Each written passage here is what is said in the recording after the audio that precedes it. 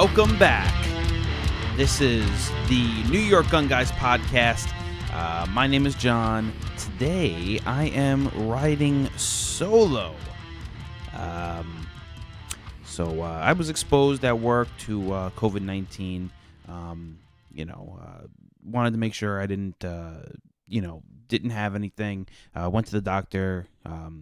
Got a rapid test. Rapid test came back negative. Also took the lab test. The lab test is going to take a couple days to get back. So I told Taylor, I told Steve, look, don't come over today. We'll try something a little different. So as we mentioned to you guys not too long ago, we want to start putting out maybe some shorter episodes. I don't know what we're going to call them yet, but this is going to kind of be a little test to see how we do. It's probably going to be just me. There might be days where it's just Taylor. Steve will be mixed in there with us from time to time. Producer Steve, we need him to work the computer and all that other good stuff. Make sure that all of our levels are good and that we're not saying or doing anything too crazy. But he is not here today because, of course, we don't want him to get the Rona. All right, so let's get right into it. Today, I kind of wanted to cover some of the crazy stuff that's going on right now with all this censorship. So for those of you who don't know, Trump was banned. His accounts were suspended from Facebook and Twitter. Everyone's saying Trump is a danger. He's attacked our democracy. He's inciting riots. He's a huge danger. He's going to bring the U.S. system of democratic republic to its knees. He's going to destroy everything. I mean, it's crazy. I don't think that Trump is going to destroy the country. I don't think anybody else really thinks that he's going to destroy the country. But as some great aides to some politicians have said, never let a crisis go to waste. And I think they are definitely not letting this go to waste. So, what happened? Unless you're living under a rock, we all know that the Capitol building was breached, as everyone's calling it. Some people are saying that it was under siege. It was breached. Basically, Trump had a protest or a Trump rally. After the rally, a bunch of people went down to the Capitol building to protest the certification of electoral votes.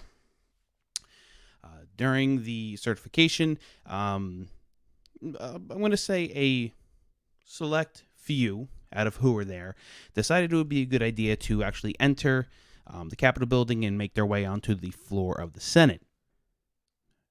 We've all seen the videos. There were some videos of people doing things that we do not approve of course. And then there were other people who were just in the building, just doing, anything, walking around, walking out onto the floor of the Senate, looking at things on the tables, nothing violent. And, we had people who were beating cops to death, attacking cops and breaking windows and stealing things and sitting at Nancy Pelosi's desk. As much as some people may think that was a great thing, it wasn't. It makes everybody.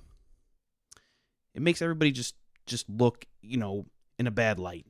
So, after the breach of the Capitol building, the internet gods over at Twitter and Facebook have decided that to allow Trump to have any communication with anybody across their platforms is just too dangerous. They suspended his accounts. One thing that it's crazy that first of all that we can even have this happen, in my opinion. And we'll kind of get into the private business aspect of it in a little bit, but during the breach, Trump had actually gone to his Twitter account and he put out a post saying, "Look, go home. Let's not be violent. He said that. I think he said that he loves everybody, but they have to go home. The typical things that Trump says." From there, people went to actually go share it to promote that Trump, doesn't want people there. Wants everyone to go home, wants to stop the violence, and they noticed that Twitter actually prevented the sharing of the post. So what's that mean to me? Well, it looked like Twitter had a big part in allowing that violence to continue. Correct me if I'm wrong, but we have Trump trying to do the right thing. Some people will say that he didn't do enough, but he tried to do the right thing. And Twitter prevented that. That's something we have to take into consideration. Should it have ever happened at all? No. So in the coming days, Twitter and Facebook had suspended Trump's accounts permanently. And then shortly after that, Trump moves to Parler, an app where they don't suppress free speech. They allow conservative voices to say what they want to say. They allow liberal, left, Democrat voices say what they want to say, and everyone's happy. Well, Apple and Google were not happy. They decided to write a letter to Parler stating that if they don't get rid of Trump, if they don't start censoring hate speech, which they already do, censor real hate speech, but the left's definition of hate speech is a little different. It's pretty much anything they don't agree with that Trump has to say. So they sent in a letter to Parler stating, look, if you don't start looking at what Trump is saying or other conservative voices are saying on your platform, we're going to have no choice but to remove you from the App Store for Apple and the Google Play Store for Google. Well, Parler didn't like that too much, and they decided to tell him no. Well, Apple and Google made good on their word, and they removed them from the Apple Store and the Google Play Store. Now, I do want to point out that Parler was, I believe, at the time right before they were removed, they were the number one downloaded free app on the App Store. That's huge. That's a lot of people going to Parler. A lot of people getting information that some organizations don't want you to see. After that, when they realized, people are still on Parler because it's still on your phone if you have it downloaded. Amazon Web Servers got involved. Amazon Web Services, basically, if you have an app, a website, businesses that have to use servers, you could actually pay Amazon to host your platform on their servers. Well, Amazon thought it would be a good idea to turn off Parler's hosting, basically leaving it dead. I opened the app, and it says it cannot connect, something to that effect. Guys, this is a problem. It's a problem. We have private organizations, suppressing people's free speech. I personally don't agree with it. I know Taylor doesn't agree with it. I know a lot of people who just don't agree with it. And it's just so hard for me to understand and how people could support things like this. I mean, these companies have shareholders and I just don't understand how they could say, yeah, we're banning the president of the United States from being able to contact people. I don't know. Maybe they like that. I personally don't. You all know I have a Facebook. We need it, so we can talk to everybody on the NYGunGuys Facebook page. We have an Instagram. We post a lot of stuff on there. Take a look at it. We don't have a Twitter. We don't like Twitter. We hate Twitter. I don't, really see a point. I never got into it. Even when I was younger, I was never into Twitter. We have all these companies that are able to manipulate what we hear, what we see. And ultimately now we can, presumably, they have now realized that whether you go to a different app, when they ban whoever you want to listen to, they could just shut off your hosting. And that's it. No more apps. If they don't like the app because they don't like who's on it, well, they can just prevent you from hosting it. It's a problem. It's something we really, really, really need to look at. Even the German Chancellor, Angela Merkel, she even blasted Twitter. I mean, it's amazing. We have leaders of other countries basically saying that, hey, America, the country of free speech, you have a problem over there. She said it's problematic that the president's accounts have been suspended permanently. It's a problem. Politico in an opinion piece. Said the fact that a CEO can pull the plug on the President of the United States loudspeaker without any checks or balances is perplexing. It is not only confirmation of the power of these platforms, but it also displays deep weaknesses in the way our society is organized in the digital space. Guys, it is a huge problem. But what can we do? I mean, I can't fight Amazon to turn back on Parler. You can't fight Amazon to turn back on Parler. You know, it's unrealistic to say, let's boycott Amazon. No one is going to boycott Amazon. And Amazon provides a great service to a lot of people. There needs to be something done to prevent this type of action moving forward, in my opinion. I know a lot of people are going to disagree with me because, I mean, let's be real. They don't like Trump. They don't like the conservative voices being heard. And, you know, even if it was the liberal voice being censored, I wouldn't be okay with it either. You know, we've said multiple times we don't really care, you know, what side of the aisle you're on. Let's just be fair about everything. Let's treat everybody equally. Let's give everybody a platform to be able to speak on. Let's not censor everything. It's ridiculous. We need to maintain the freedom of speech in this country. So while I agree that the protections of freedom of speech don't really extend into private business, because then it starts to affect the business owners' freedoms, we do need to strike a balance of what these tech companies can do. I mean, we already give them exceptions under the law, you know, based on what people are posting.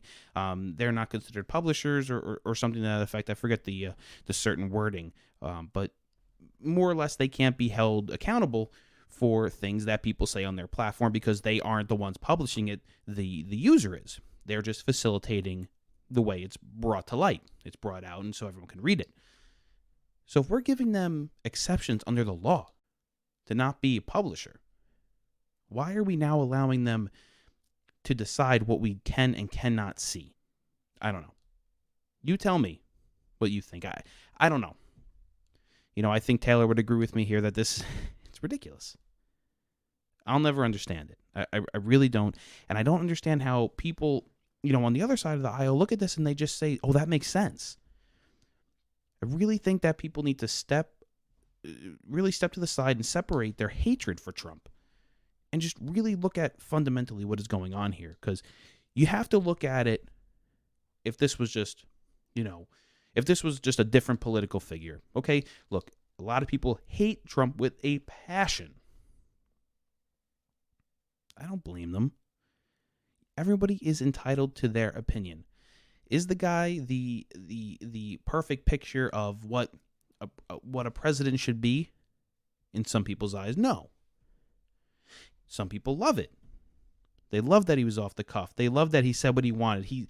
The fact that he had a direct line to the people where he didn't have to go through news organizations. He had a direct line through Twitter, Instagram, Facebook, mainly Twitter, as we all know. He had a direct line to the people, to his base, to the people that supported him, the people that loved him. And now it's gone. I mean, that was a driving force for him. And a lot of people are going to love it that he can't talk to anybody. That's it. I haven't seen a post from Trump. I don't even know where he would post it. I have no idea how to see at this point what he wants me to see as a citizen. I have no idea. I mean, he's the president of the United States, whether you like it or not. And you know what? Biden is going to be the president of the United States, whether you like it or not. And we're going to have to be able to communicate with him.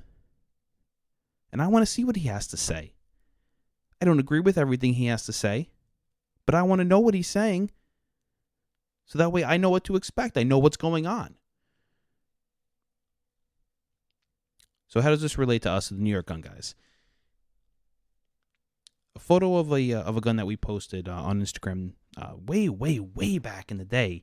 I got a notification the other day that, from Instagram, I log in, see what's going on. Oh, a notification, that's great. Open it up, boom. One of my posts was removed. Click on it. And it says to me, well, you had a violation of the terms of service.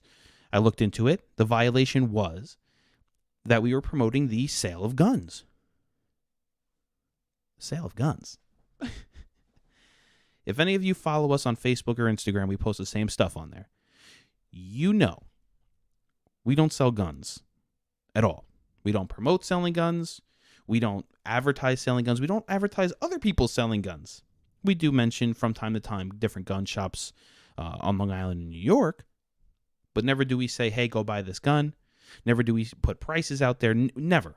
We have nothing to do with selling firearms. So I had the option to appeal it, which naturally I did. And maybe 10, 15 minutes later, I get another notification pops up. We've reviewed your appeal, and we've reposted your picture. It does not violate our terms of service. I was happy that it got reposted. What I was not happy at was that we just got censored. And there's a part of me that says, oh, we had a post reported, because that's the only way we get removed. We had a post reported. That means, we're doing the right thing. We're getting out there, because there's people who aren't agreeing with us. And, that's, for the only thing they could try and, report our post for is selling guns, which we weren't doing. So obviously with someone who was just pissed, I don't know why, who knows? It's a picture of an old gun. Maybe they didn't like old guns. Probably don't like guns at all. So there's a part of me that was happy, we were getting attention. It's great for the podcast. But there was another part of me that really looked at it and said, wow, we were censored, We were censored because that post was originally reviewed by somebody at Instagram. And that person who originally reviewed it decided, oh, this is in violation, even though clearly it was not. And only after the post was removed, so people couldn't see it anymore, and I had to take time to figure out that it was removed, figure out how to appeal it, and then wait for the appeal to come back, only to find out that there was no violation. What if I never appealed it? Then what? The post would be gone forever.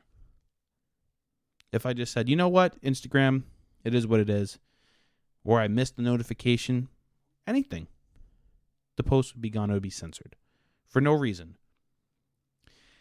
The fact that I appealed it and it was reposted meant to me that there was never a violation in the first place.